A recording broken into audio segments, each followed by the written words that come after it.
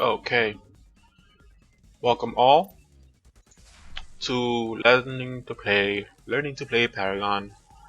What's a deck? Okay, first of all, we're gonna just answer the basic question. What is a deck? A deck is basically the gear that you take into a match, right? When you hit play and you go into a queue, um, and you're picking your character. When the match starts, you're gonna have cards available to you. What dictates which cards are available to you is whichever cards you put in your deck. Um, so, as you can see here, I have a couple decks built for a few heroes only. I only do a couple at a time. I don't bother doing like a deck for every hero. For one, because I don't have enough deck slots, and two, because I don't need to do that. But what we're gonna do is basically go down. We're gonna go into how to make a deck and why. So when you start the game up, you'll probably be on this screen, right? Here you can look at the fancy skins. You got your community highlight for really cool people that you should probably follow on whatever media platforms they choose to be on. You have updates from Epic Studios themselves and different things here. You have the last hero you played and what level they are right here, and it shows you what reward you'll be getting the next time they level up. It shows your account level, it shows the weekly quest, and it shows how many victory chests you can earn by winning. uh, Quick note about victory chests: it doesn't matter what you play, you can do a co-op versus AI or a regular PvP, and if you win, you will earn a victory chest. So if you just want to get your victory chest done for the day, go ahead and do a co-op versus AI. It'll get you your victory chest, and victory chests have a bunch of random really cool rewards in there. So if you go up here, it says Home, Play Store, Profile, Watch. You go to your profile. Under Profile, you have these sub tabs here: Overview, Heroes, Decks, Cards. You go into your decks. Now the amount of deck spots available to you will vary depending on your account level and how much money you want to spend on the game. As you can see, I have 11 slots available to me, and I haven't spent any money. All these slots have been earned through victory chests and through leveling up heroes and things of that nature. So when you build right, obviously it says new deck, so just click on it to build a new deck. It's gonna bring you up all the heroes that are currently available. It's 24 of them. 1, 2, 3, 4. 1, 2, 3, 4, 5, 6. 24 heroes. And you just click on whichever hero you want to build a deck for, and the default name for the deck is going to be hero name and then number 1, right? Greystone number 1, Arbash number 1, Fangma number 1, etc., etc. That's okay. So let's just click on one, right? Let's click on Muriel. You click on whoever you want to build a hero, and then this comes up: copy cards from his deck. Now every hero has a default deck, every single one. But if you want to make multiple decks for one hero, the decks you've already made will pop up. See, default 1 and Feng Mao 1. And what this does is, if you click on one of them, it'll basically take you to that deck with all the cards that are already in that deck, right? And then you can like customize it as you see fit. But we're not gonna do that. We're just gonna go and create. We're not gonna. If you click on it, you see it checks it. That means you're gonna start with it. Don't, right? You can do that if you want. We're not gonna do that here. We're just gonna go ahead and create a brand new deck. So here is the 3. What's called a prime card. This prime card determines the power up you get when your team secures Prime Buff, which is that giant robot on the map. That's a big freaking purple robot thing. Well, it's not purple itself, it attacks in purple, energy. Um, if you're not sure which one to go with, you can always go with the center one. But it's not really that difficult to know which one you should go with. In Paragon, there's only two types of damage: energy damage and physical damage. If your hero does one of these two damages, then whichever one it does, that's the one that you should probably go with.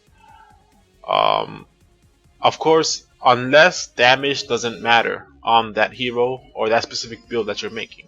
For example, I have Decker selected here.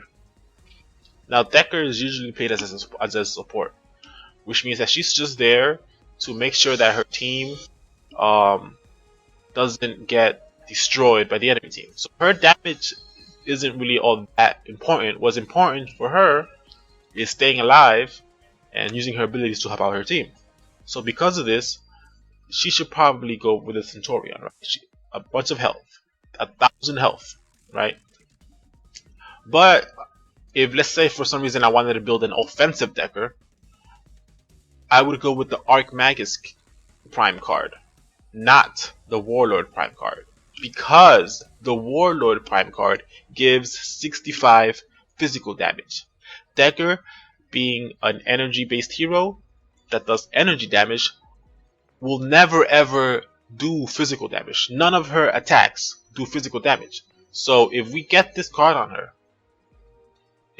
that 65 physical damage will be wasted, because there's nothing that she can do that outputs physical damage. However, if we get the Archmagus Prime card, that 65 damage will increase her damage, because that's the type of damage that she does.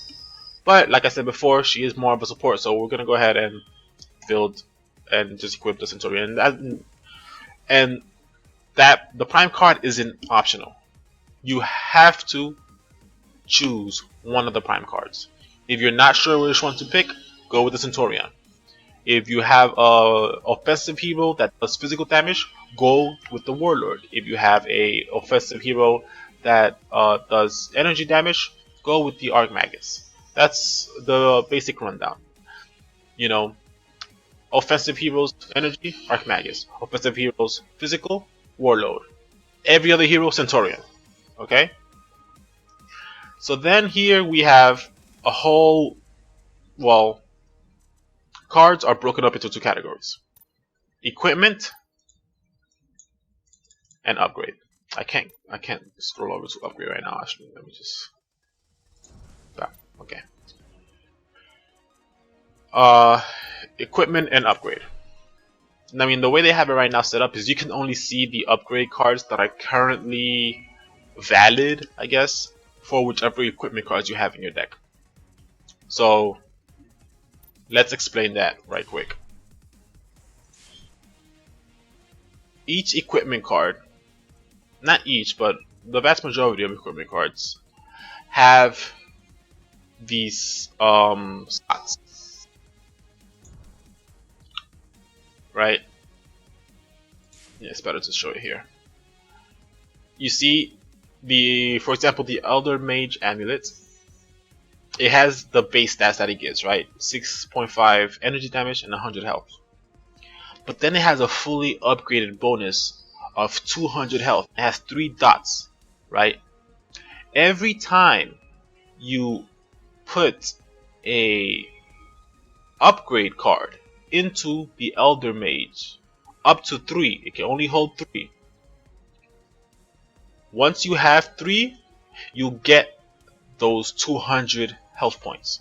So, and it's very simple.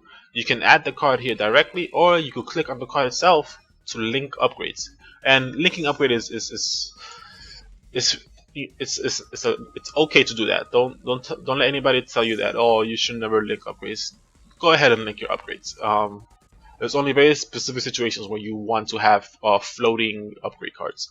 But let's not do a Elder Mage Amulet. Let's go here, limit our search into wards. Just like the Prime card, every every hero, every one of your builds, unless you're running with a 5 stack and you have a very specific build in mind, every build, especially if you're solo queuing, if you're dual queuing, you know what? It doesn't even matter if you're running with a 5 stack. Especially if you're running with a 5 stack. Every single one of you should have a ward. And not a Scout's ward. I'm talking about these guys here. A tier 2 ward. The Scout's ward is considered a tier 1 ward, and any ward aside from the Scout's ward is considered a tier 2 ward. Why is it a tier 2 ward? Well, because this is better. First of all, the Scout's ward is cheap. It only costs you 1 point, right? Which is nice. But every single other ward, guess what? You're getting stats, and you can add up to 3 upgrades, just like any other equipment card. So you want to build a ward on every single one of your builds. Very important. The reason why you want to do wards is because wards grant you vision even if you're not there. They grant you vision of wherever you place the ward. So you can put the wards in places where you know the enemy has to come through, right? So that you can see them going through there. And you can play according to that information and counter, their rotations, and counter their engagements, and counter their gank attempts, right? That's what wards allow you to do. Now, we see here I have 3 wards. I have the Sage's ward, Magus ward, and Lord's ward. The wards that you get depends on which stats you want, right? Sage's ward, it gives me energy, damage, and health. Magus ward, energy, damage, and mana. Lord's ward, it gives me mana, health, and cooldown reduction. Okay? Now, on somebody like Decker, you want to, like I said, you always want a ward, right? But you want your equipment cards to be valid throughout the game, right? So something like a Sage's ward would be really, really good early game, right? Because I get energy damage and I get health, which will help me secure last hits, and it'll help me stay alive. So early game, that's invaluable. That's super good value. Super, like, oh my god, damage and health early game. Yes, please, more of that, right? However, later in the game, with somebody like Decker, who is a support, you want to cast your abilities faster. You want to have more mana to cast those abilities, and you want even more health. So while early game I would love a Sage's ward, mid to late game I really, really, really prefer a Lord's ward, right? So if that's the case, right, if I want to have an early game ward and then a late game ward, you have to, and this goes to any other card as well. If you want to have an early version of a card and then a late game version of a similar card or of the same card, like right, then you build your upgrades accordingly, right? So if we here go to link upgrades, this is okay, and then so we're about to get into upgrades, so let me explain how the upgrades work right quick. See here, the Sage's ward, when you equip it, it gives you energy and health, and then it explains its unique active, and then there's a little line there, and then it shows you the fully upgraded bonus, right? You can only put upgrades up to 3 of whatever base stats the equipment card gives you. So the base stats that Sage's ward give is energy, damage, and health. That is why when I go to link upgrade cards, I only see energy, damage, and health cards. I don't see any other card, any other type of cards. I don't see cooldown cards. I don't see mana cards. I don't see penetration cards. I don't see any other card except for energy and health. So let's say, for example, that we want this, and we want this to be our early game ward, right? We want this to be our early game ward because we're gonna have a Lord's ward later on with the other stats that we will prefer to have late game. So then what does that mean? That means that you, you should equip as little points as possible into this card while still putting 3 upgrades into it, right? Because remember, when you're in game and you're earning card XP, each card costs a certain amount of card XP, and it tells you right there in the top right left hand corner. The card itself costs 3 points. Some upgrades cost 1 point. Other upgrades cost 2 points, and so on and so forth. Some costing all the way up to 5 points. Okay? Now, if my goal is to fully upgrade this card with 3 upgrade cards, then I want those 3 cards to be 1 point cost cards. Because that means that once I have a total of 6 cards, I'll be able to get this card and its fully upgraded bonus, as opposed to upgrading this card with, let's say, 3 major casts, right? Then that means that I might have to spend 3 card points and then another 9 card points per major cast into the upgrade slot. So that's a total of 12 card points into the war. That's gonna take forever. That's not early game. That's late game. That's a 12-point card. That is a late game card, right? So if we want this to be our early game card, we put minor and lesser cards in here with 1 point, right? And sure, it only gives you 1, and by the way, each card scales linearly. So 1 card point is always going to be equal to 6.5 energy damage, right? So if you multiply this by 2, you get 13. Multiply this by 3, you get 19.5. It always scales. See, 100 health here for 1 point, 500 health here for 5 points. It scales like this for every single stat. It's linear. There's no exponential growth anywhere. So early game, we want a little bit more health and damage, right? So if we see here that once it's fully upgraded, it's going to give us some energy damage, right? So this card on its own is going to give us 1 point of energy damage, 1 point of health, and once upgraded, another point of energy damage. So we add here another point of health. So now we're at 2 points energy damage, 2 points of health. We add a minor cast. So now we're at 3 points of energy damage and 2 points of health. And it doesn't really matter. Most people would prefer to go with another minor cast. And then guess what? That's it. It's a fully upgraded card. Once you have 6 points, you upgraded the card completely. You have a nice little spike in health and a nice little spike in energy damage, which early game it'll add. And then you simply go down here to link and add. This confirms it. Boop. Just like that. Now if you want, you can add up to 6 upgrade cards into 1 equipment card. However, you can only ever use 3. So if you know for a fact that you're only gonna need 1 health and 2 casts into the ward, then by all means just leave it at 3. Don't bother, because a downside to linking cards is that these upgrade cards will only ever be available for the Sage's Ward, right? And this is true for every single equipment card. If you link your cards, those upgrades are only available for that 1 card.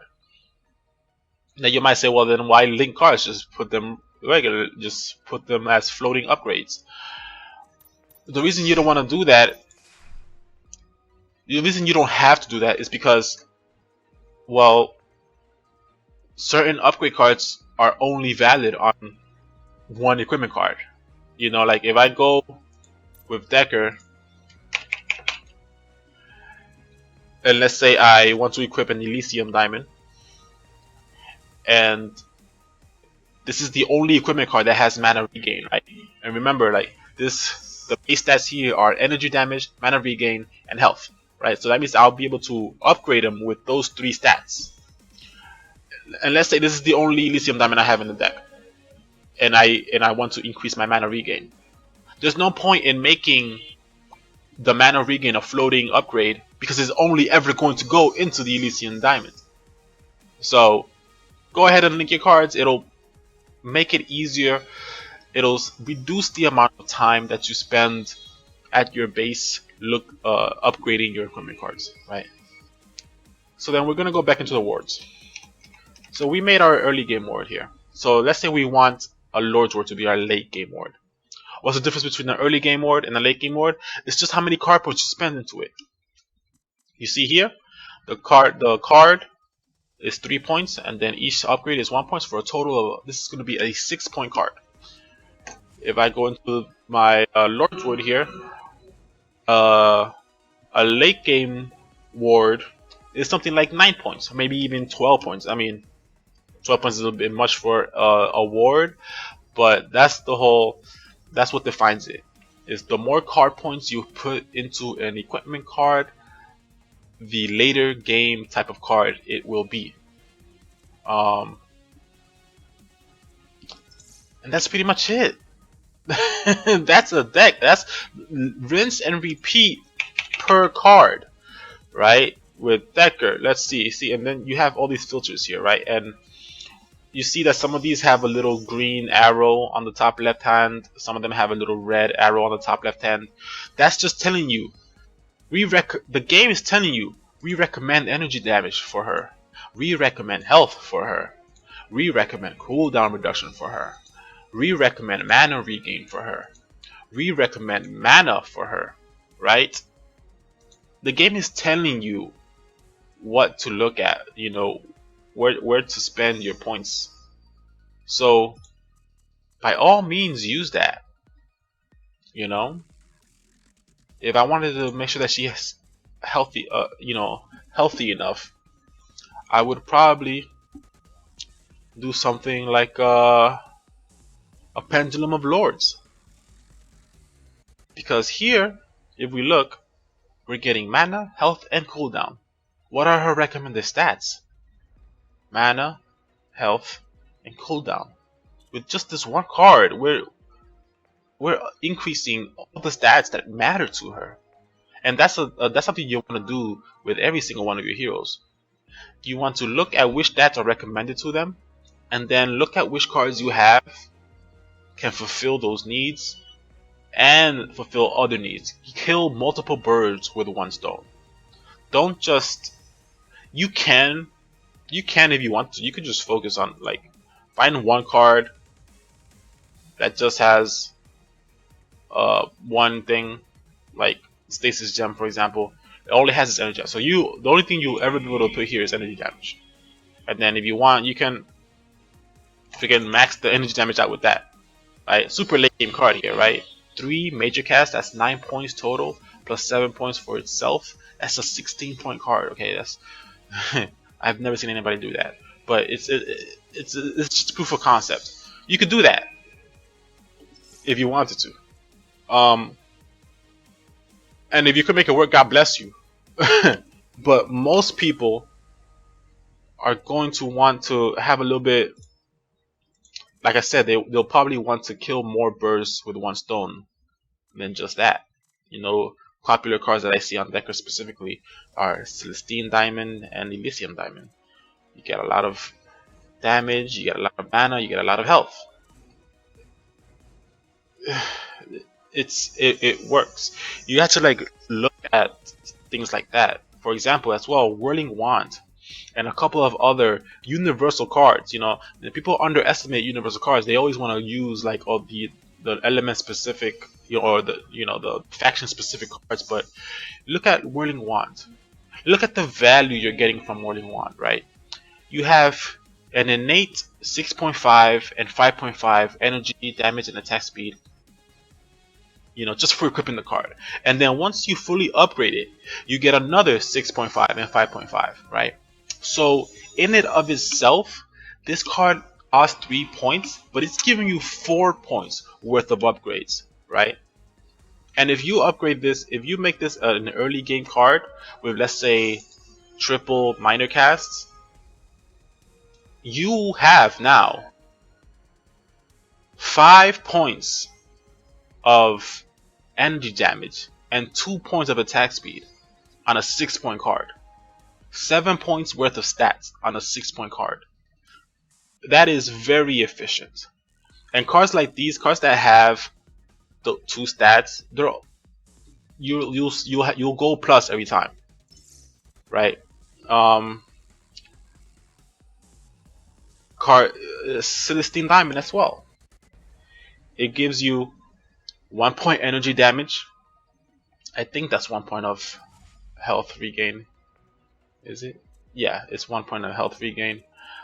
1 point of health regain, 1 point of mana. Actually, 2 points of mana once fully upgraded. Again, you go plus. You know, whatever the final build of this card is, if you make this into a late game build and you have, let's say, you have a mana, a heal, and a cast, right? You know, 2 and 2. That's 6 plus 3. That's 9. That's fairly late. That's a late game card. Well, mid to late game card. It's 9 points, right? You spent 9 points in this card, but you're getting 10 points worth of stats, right? And cards that are like that are just purely for stats, you have to look out for those because you get a lot of value. You get really good CP value from those type of cards. So let's see if I can find the deck where I did that.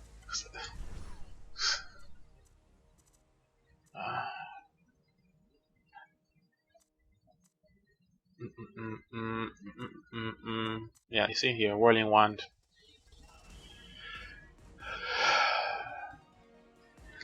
Three-point card with 3-point upgrades. This is a 12-point card. However, because the card itself gives me 4 points worth of stats, I'm getting 13 points worth of stats. It's just really good value. I actually don't know why I built this deck like this. I need to rebuild this deck. And it's based on a per hero basis, right? Like you just saw that Murdoch build right there.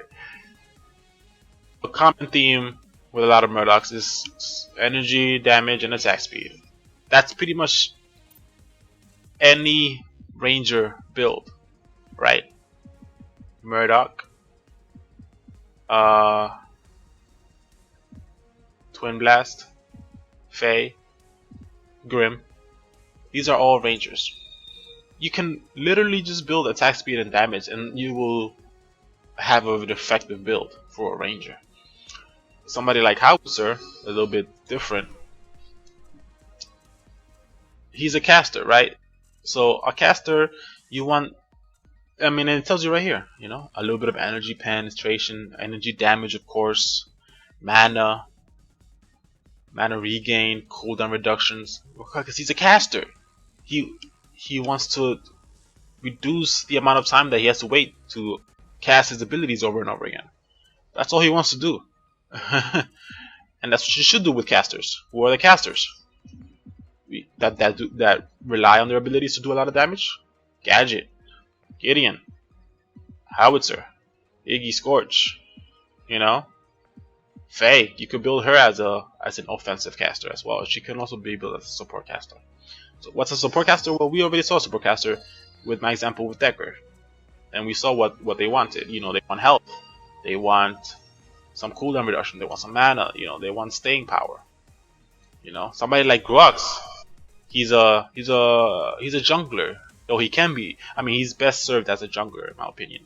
But as you can see here, I put the Centurion. I didn't put the Warlord. I put the Centurion. Why is that? Well, I mean, that's just a preference thing. You know, so most people would probably do a Warlord, not a Centurion. But in the build itself, you see all types of different cards. Um, like an early game rust breaker. If the enemy team is building a lot of penetration early on, I mean a lot of defense, guard early on, I can counter build with an early game penetration or a late game penetration. You know. Um, who else? Greystone. He's a. I built him tanky, but he's a unique tank in the way that he's built. But I have here is a good example of late early game cards. See the tempered plate with 2 lesser health and 1 minor guard, 6-point card. Early, a nice big boost in defense early game, right? But then guess what? Have a late game variant with even more defense and even more health, right? That's and then all I have to do is once I'm ready to upgrade, just delete this from your palette, and replace it with this one. And remember, you get refunded the 6 points. So if it's late game and I have 6 points and nothing else to spend it on, guess what? I'm gonna get rid of my tempered plate, my weak tempered plate, and I'm gonna upgrade it because once I get rid of that, I'll have a total of. If I have 6 points already stored up, once I get rid of this, I'll get back the 6 points spent here. So that means I'll have 12 points total, which will all go into this, which would increase my health and defense. Same thing with the tune barrier here. A minor one going into a greater one, right? Things like that. You have to build. I mean, and you don't always have to do that late game, early game, late game swap. You could just straight up build. You could straight up just build like kind of a mid-range type of build. For example, my Feng Mao here, jungling Feng Mao, Feng Mao, Feng Mao. I mean, you can see I have the tune and the plate and the barrier here as 6 points cards, but I don't have an upgrade for them, right? This is just kind of like situational. If the entire team is freaking physical, I'm gonna build a tempered plate. It's just gonna be very effective. And by the way, this is also one of those cards that gives you a positive return. You have right from the bat 1 point of physical armor and 1 point of health. But then you have 2 more points of physical armor once it's fully upgraded. That's 4 points total of stats on a 3-point card. That's an awesome return. And then so another thing that I recommend with early game defense cards is to do the double health. Maybe even triple health. I can't do a triple health because I don't have enough health cards. But the health early game is more important than the guard. Not only that, but just having an overall higher health pool is effective against all types of damage, right? Whereas minor guard is only reducing physical damage that you're receiving. Health is making you healthier against all the damage that you're receiving. So keep that in mind. If you don't want to build guard or barrier, physical or energy defense, but you still want to build tanky, build health, because that makes you a tankier target no matter what type of incoming damage you have, right? Like and like on my Feng Mao, I didn't build early game cards. These are all mid-range cards, right? 9 points here, 9 points on the key, 9 points on the ward, 9 points on both rust breakers, 9 points on a Satori cloak, 12 points on the wind covers, right? So it's up to you. There's no super right way or super wrong way of doing it, as long as you have a build in mind. It's like, I want my guy to hit hard and fast. Okay, then build a lot of attack damage and attack speed. I want my person to cast a lot of abilities and over and over, I want to cast a lot of abilities frequently. Okay, well then you want to have a high mana pool and you want to have high cooldown reduction, right? That's all you gotta do, and it's on a per hero basis, right? So when you're gonna build for whatever hero, I suggest you simply do this. Just go to their hero, go to their abilities, watch the tutorial if you haven't. It's not. It's like a minute long, I think, for any hero, and they tell you what to build. They literally tell you what to build, which stats to focus on. But if you don't want to do that, then go here. See abilities. This tells you all. This is your kit. This is everything that you need to know about your hero. Everything that they can do, anything that you can make them do, will be right here. They can't do like Rampage. All he can do is these 5 things. He can't do anything aside from these 5 things. So go to your hero, go to their abilities, look at their abilities, right? Look, go ahead and check out the Rampage tutorial done by Epic. This is done by Epic. This is the developers of the game telling you, hey, we made this character to do this, check it out. This is kind of what it's supposed to do. So then just use that as a jump off point. Like, alright, they're supposed to do this, I want them to do that, but in this certain way, so let me tweak my build to allow me to do that. And then just do it. And once you have a deck built for any hero, real simple. You don't even have to follow, you don't even have to play the entire match. Just go into a solo versus AI. Go into any, a solo versus AI. After level 5, okay, and this is important to know as well. If you are level 1, 2, 3, 4, if you are level 4 or lower, play a solo versus AI match. You will get rewards. You will get XP. Your character that you played will get XP. You will get victory chests. You will get cards. You will get rewards for playing solo versus AI all the way up until level 5. At which point, if you're still not comfortable playing the game completely, go into co-op versus AI.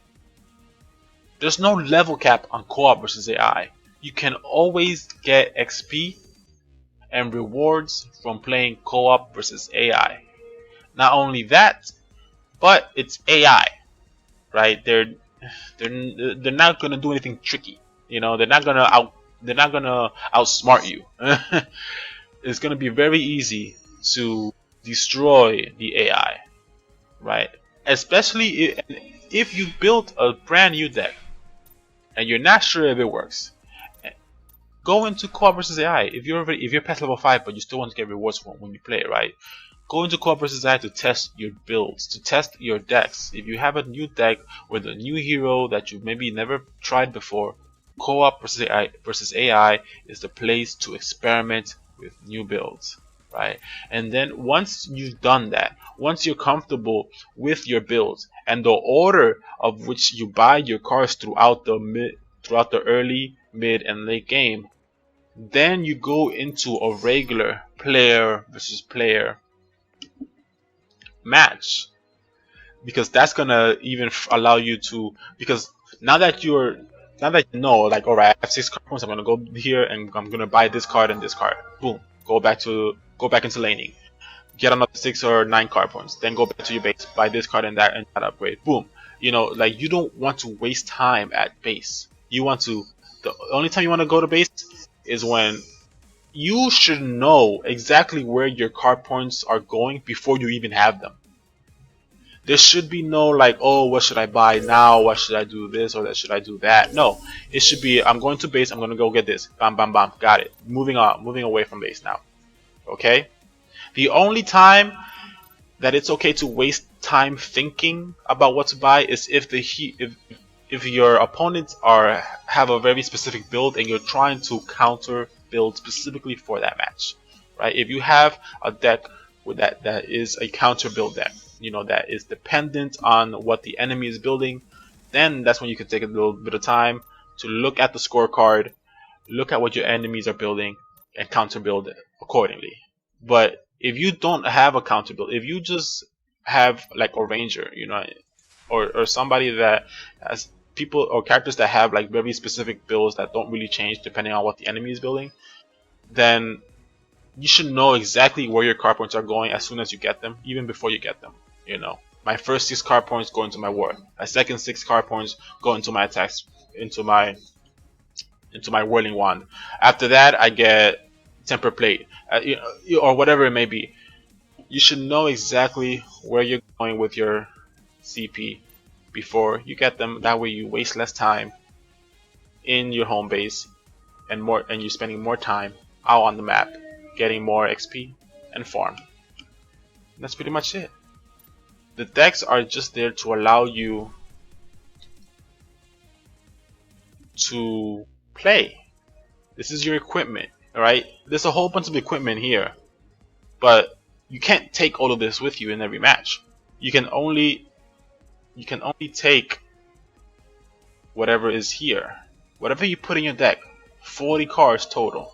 Whatever you put in your deck, that is what you will see when you are at home base deciding how to spend your CP. And remember, the max amount of CP that you can ever have during a match on any hero is 60. So when you're playing and when you're building a deck, make sure that your final build, as it were, quote unquote, your final build, if we go to Greystone here, right? I have early game cards and late game cards, right? The final build for any of your decks should only consider the late game build, because your late game build is going to be your full 60 card point build. So if we look at Greystone, for example, here, I'm going to pretty much always want to build the late game tempered and tuned, right? So that's 12 points. That's 24. 60 minus 24 is what? It's 36, right? That means I have 36 other points to spend.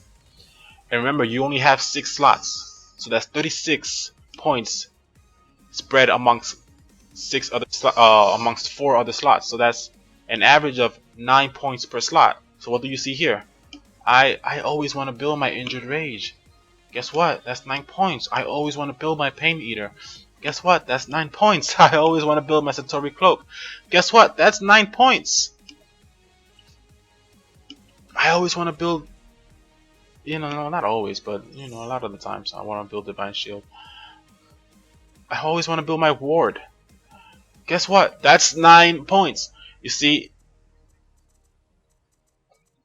and if you add it up, if you add 12 plus 12 plus 9 plus 9 plus 9 plus 9, that's a total of 60. And that's all it is. It's a total of 60. You make sure that your late game build, it doesn't, your early and mid game builds CP don't matter. You still want to make it. You still want the math to add up to whatever CP you currently have, because you always want to maximize your current CP. However, the final build should always be considerate of that 60 CP max. Alright, that's all for now. Oof, that was a long-winded explanation. Bye.